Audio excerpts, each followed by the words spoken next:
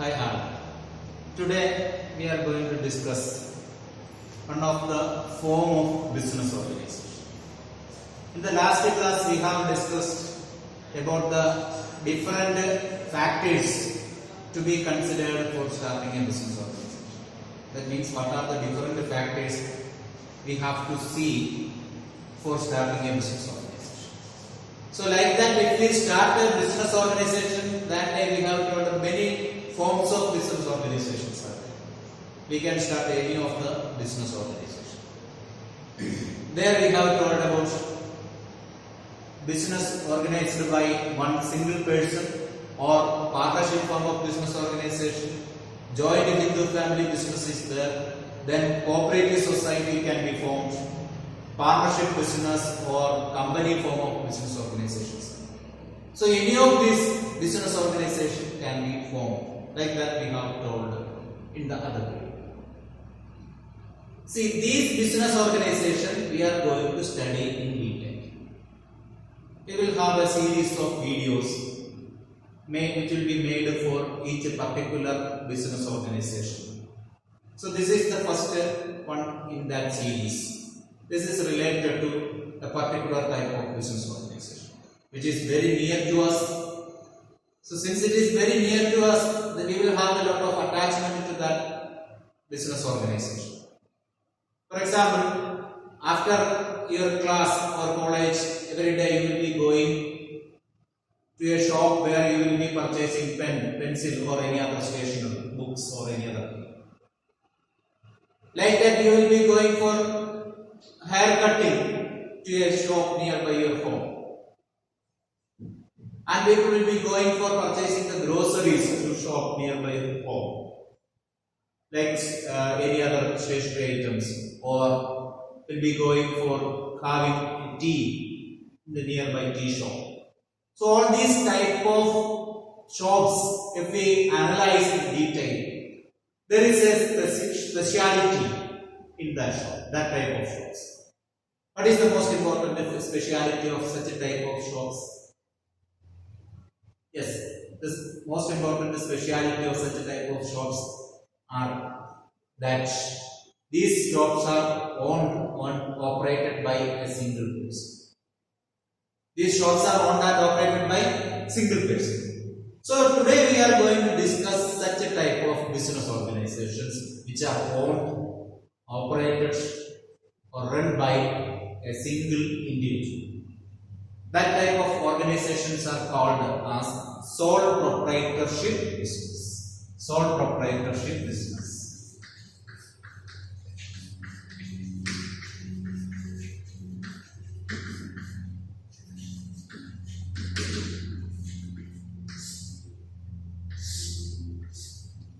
Sole proprietorship business. The word sole means one. Proprietor means owner. Sole proprietorship business means one-man shop or one-man business organization. It is otherwise called sole trading concern. Sole trading concern. So what is the speciality of such a type of shop? As we have told, this is the business which is owned and operated by a single person.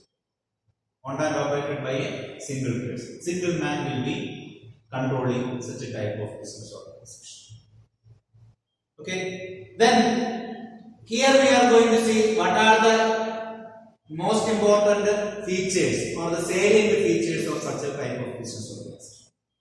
You understood that what type of business it is? It will be a small type of business organization, small business organization, which is usually owned and managed by a single person, that can be seen everywhere near to us, ranging from a small or petty retail shop to big or little bit bigger size of stationery or even some supermarkets. So such a type of business organization can extend up to the level of a supermarket or any other business organization, even a travel agency. Or such a type of business organization, the speciality is that this business should be run by a particular person or single person only. It will not be run by many people. Such type of business organizations are sole proprietorship business. So let us see that which are the features of such a type of business organizations. Features of sole proprietorship business. What are the various features? We can say all the features one by one. First, regarding its formation and closure. Formation and closure. What is regarding the formation and closure? This type of business organization regarding its formation, what we can say? This type of business organization can be formed at any time. It depends on the interest of the owner. There is hardly any rules or regulations for starting the business organization.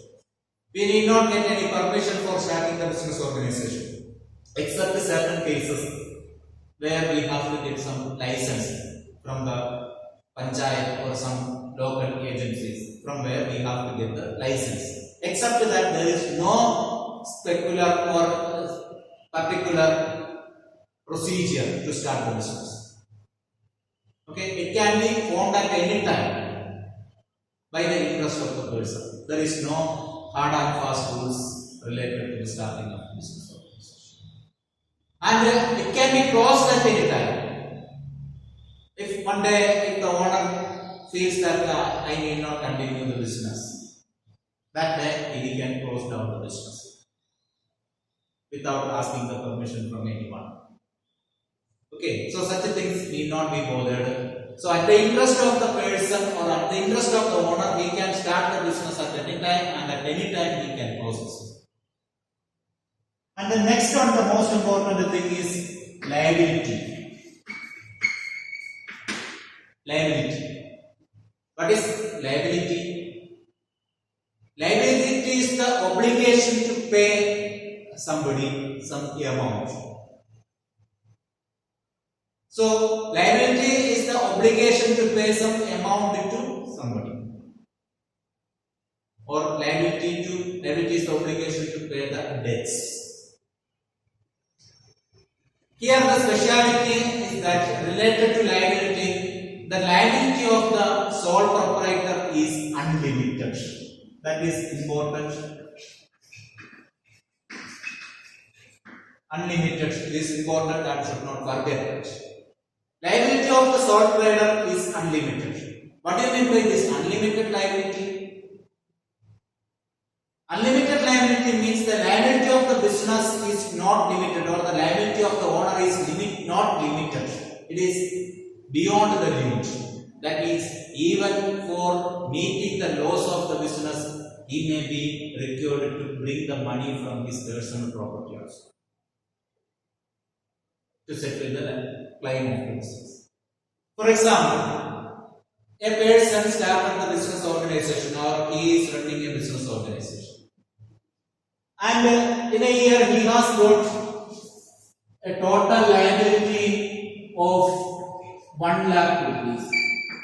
1 lakh rupees liability arise. He has to settle that liability. So if he wants to settle the liability, he has no other way, so he has to sell his assets. Assets means the assets of the business are to be sold. So he decided to sell the assets of the business. And he sold the assets, and he has got around rupees 80,000. Assets, all the assets are sold and got the amount 80,000. So can he meet all his liability by this 80,000? No. So from this firm he has got, firm means that business organization, he has got 80,000. And in order to settle this 1 lakh rupees, he need to bring 20,000 also. From where he can bring, it can be brought from his personal property. Okay. And this 1 lakh rupees have to be contributed to settle the liability. This is the total liability. Okay, so in simple way we can say that unlimited liability means in order to settle the crime of the business or liability of the business, an owner needs to bring money even from his personal property. Even by selling his personal property, he has to bring the money to settle the liability of the business. Such a situation is called unlimited liability. Such a liability is called unlimited liability. In certain form of business organization, we will study later, such a type of business organization, liability is limited. Means he need not bring any money from his personal property. What is the value of the asset? That will be used to pay the liability. Then you will get a doubt that in such a type of business, with this 80,000, how he can settle 1 lakh rupees. It is not possible. So what they will do in the case of, suppose we can say, in the case of a company, need not bring any money from the personal property of the owner. They can use the firm's assets to pay the liability. Suppose this is a company. This situation is for a company. So company needs to settle 1 lakh rupees, but 80,000 is the asset. So in that case, liability cannot be fully settled. And those creditors to whom we have to pay money, they have to satisfy with the available amount. Available amount, how they will get? For example, the person who has to get 10 rupee will get 8 rupee only. 1 lakh divided by 80,000. Okay, 2 rupee is the loss for him. 8 rupee only will get. In which case? In company, in the case of in company. But here, in the case of a sole proprietorship business, he has to bring the money from his personal property to settle the liability of the business. So that is why it is called unlimited liability. Now it is clear? Okay. Then the next one is sole risk bearer and profit recipient. He is the sole risk bearer and profit recipient. Sole risk bearer means only one risk bearer. He is the only person to bear the risk of the business. In the case of a company, if there is any loss, that will be shared among all the owners. Since he is the only owner here, he has to bear all the risk. At the same time, a benefit is there. He need not share the profit also. He can enjoy the full profit. He is the sole recipient of profit also. He is the only one person to bear the risk, and he is the only one person to enjoy the profit. Okay. Then next, regarding control. What is regarding the control? The entire control over the business will be vested in the hands of that particular person. His business, nobody can control his business. Nobody will come to control his business. He will have a direct control over the business. Okay, this control will not be diluted, need not be shared to anyone. He himself can have a direct control or supervision of the business. He will be the owner. Sometimes he will be the manager also, and daily he can have a look into the business. So every part of the business will be known to him, and he can control the business accordingly. Okay. The next one, no separate entity.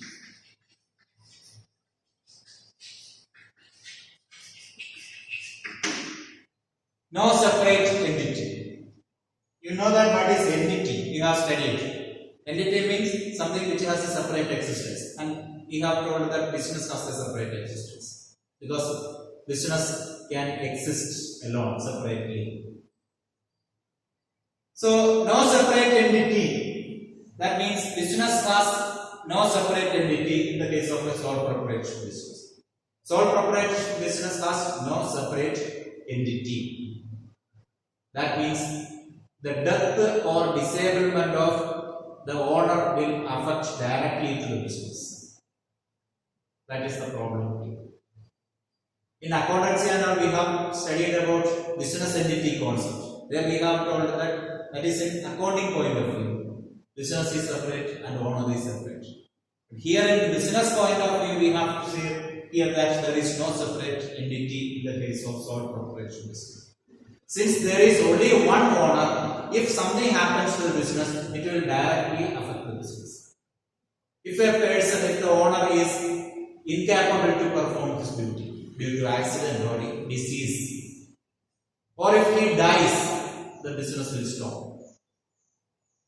The business will stop. Then you may think that his legal heir or representative can run the business. Then it will be like a new business. It will be in the name of that particular person. If the name of ownership changes, business changes. Okay. So the death or disablement of the owner of sole proprietorship business will affect the existence of the business. So there is no separate existence in the case of a business. The next, lack of business continuation. Lack of business continuation. Business has no continuation, that is what we have told. In the case of death of a person, the business stops there. And in his place, if his legal heir or somebody comes and starts the business, it will be known as a new business, started in the name of that person. Here, no separate entity says that business is not separate. It is always depending to the owner. Because this business is not a registered business organization. In the case of a company, it is a separate entity because it has a certain registration. So it has a separate existence. That is not there in the case of sole proprietorship business because it is not a registered entity. If it is registered according to any of the acts, it can be called as a separate entity. But here it is not like that because it is not registering anywhere. It will be in the name of that particular person. So if something happens to that particular person, the owner, it will affect the existence of the business. Here it says that business stops or ceases to exist due to some occurrence that happens to the owner. That means if the owner is permanently incapable to do the business or if he dies, the business stops there. And the last one we can say that confidentiality of information.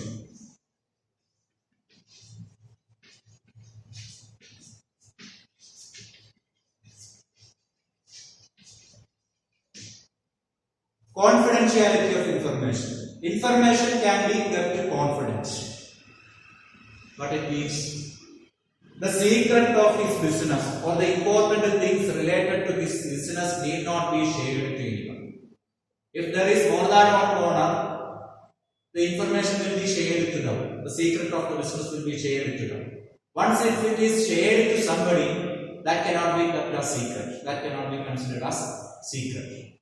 So here a lot of secrecy can be maintained because he need not share any of the secret of his business to anyone. So confidentiality of information is another important feature of a sole proprietorship business. So these are the various features of sole proprietorship business. Now we are going to discuss about the merits of sole proprietorship business. So what are the merits of the sole proprietorship business? Before that, let us see from these features how many merits are there, how many advantages are there, how many disadvantages are there. Let us see that. After that, we will discuss the remaining or advantages. See, formation and closure. What we have told regarding that, it is easy. So no need of any legal permission. So permission is not needed. That's why it is easy to form. Okay. So this is an advantage. You can say that this is an advantage. Liability unlimited. He has to bring the money from his personal property also to secure the liability of the business. Is it advantage? No. It is a limitation. It is not an advantage. Then sole risk bearer and a profit recipient. here both are there, advantage and disadvantage also. He is the sole risk bearer. He is the only person to bear the risk. Risk means chance of loss. If there is a loss arise, that should be borne by him. So this is an advantage and this is a merit because he is the only person to enjoy the profit. Okay. The next, control. He will have a direct control over the business. It is advantage or disadvantage? It is advantage. Okay. So control is an advantage. The next, no separate entity. Business has no separate existence. It is advantage or disadvantage? It is disadvantage because if something happens to the owner, it will directly affect the business. In the same case, here also it is discontinuity is there. So that also a disadvantage. And last one, confidentiality of information. Asking, it will be an advantage or disadvantage. He need not share the information to you. So from the point of view of the owner, we can consider it as an advantage because he can keep everything related to his business secret. So these are all the various advantages, and now we are going to see what are the other advantages. Okay. Let's here we are going to see what are the advantages or merits of sole proprietorship business. Advantages. What are the advantages? Some of the advantages we have told. So let us quote those advantages again. So we can say the first one. The advantage. Apart from what we have discussed, we can say another one advantage. Quick decision making. Quick decision making. Quick decision making, sudden decision making or easy decision making is one of the most important advantages. What is the advantage of quick decision making? That means he is the owner of this type of business organization. Since he is alone, he is not obliged to ask any opinion from anybody. He can take this decision. Immediate decision can be taken. So since there is no need of any discussion among the group, he can immediately take a decision. Whatever he feels good can be implemented. No need of any discussion related to any of the decision. So a quick decision is possible in the case of sole proprietorship business. Then next we can say that sense of accomplishment.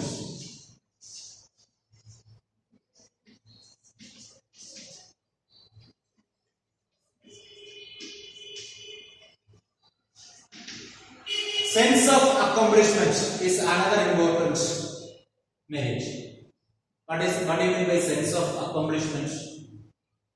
Sense of accomplishment means an interest to earn something, or interested to accomplish something. Since he is the only owner, whatever he do, the result will directly go to him. He is the only recipient of the profit he told. So what the result of these activities can be enjoyed directly by him. He need not share the fruits of his hardships or the fruits of his efforts to anyone. He need not share. Since he is not responsible to share the benefit of his business to anyone, he will have a sense of accomplishment. What he will think, yes, if I do better, I can enjoy the good amount of profit, or I can enjoy the whole profit if I do better. So, in order to get some profit, I need to work hard. I need to do something better than now. Because if I do something in a better way, I will get more profit, so that I can enjoy. So, sense of accomplishment is another important merit of sole proprietorship. Then the next one, Third one, we can say that ease of formation and closure. Ease of formation and closure.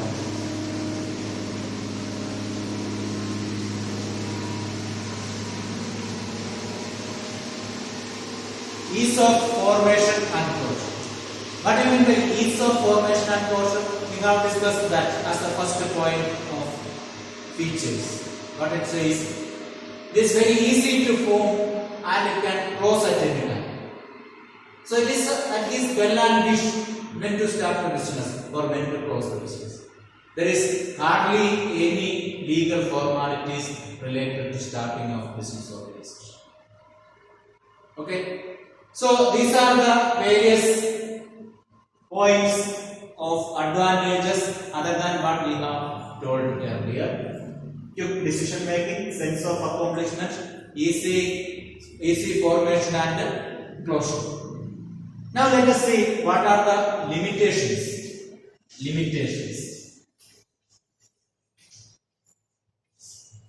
Certain limitations are also there related to sole proprietorship business. We have told some of the limitations. Those limitations also can be listed. Apart from that, we can say one more thing: limited resources. What is limited resources? Resource of the business. That means the assets of the business. Assets of the business will be generated by the capital investment. So here, from where the capital comes? The capital comes from that single person. Capital comes from the single person. There is limitations for raising capital by a single person. If he wants to invest the money in the capital, he has to then bring the money from his personal property. There is a limit for that. And apart from that, he can go for loan. Nowadays, banks or financial institutions may hesitate to give loan in the name of a single person, or much amount will not be given. If more than one person is there, or if there is a group of people approaches a bank or financial institution to get the money, they may get more money. That facility is not there here because there is single person. So there is limitation in the case of investment of fund as capital, either from his personal property or from borrowed sources. Why? Because he is single or only one person. So that limitation is there in the case of raising resources. So this type of business will always have limited resources. Resources will be very minimal. Okay. Then next one, limited life of business. Business has limited life. The maximum life of sole proprietorship business will be the life of that particular person, particular owner. Up to the life expectancy of that particular owner, the business also exists. After that, when he dies or expires, at that time the business also will expire. And if it continues by any other person, it will be known as a new business. Okay. So, limited life of the business is another important drawback of sole proprietorship business.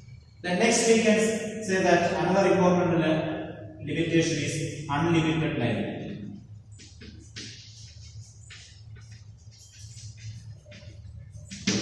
Unlimited liability.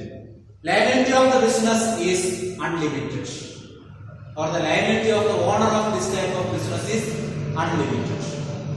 What it means, we have discussed.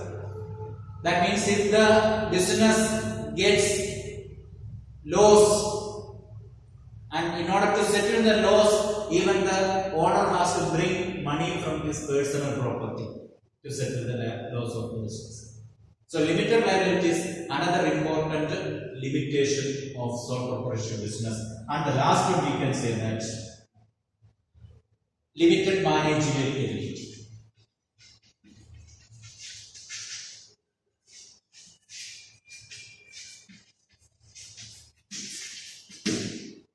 limited managerial ability. Why it is limited managerial ability?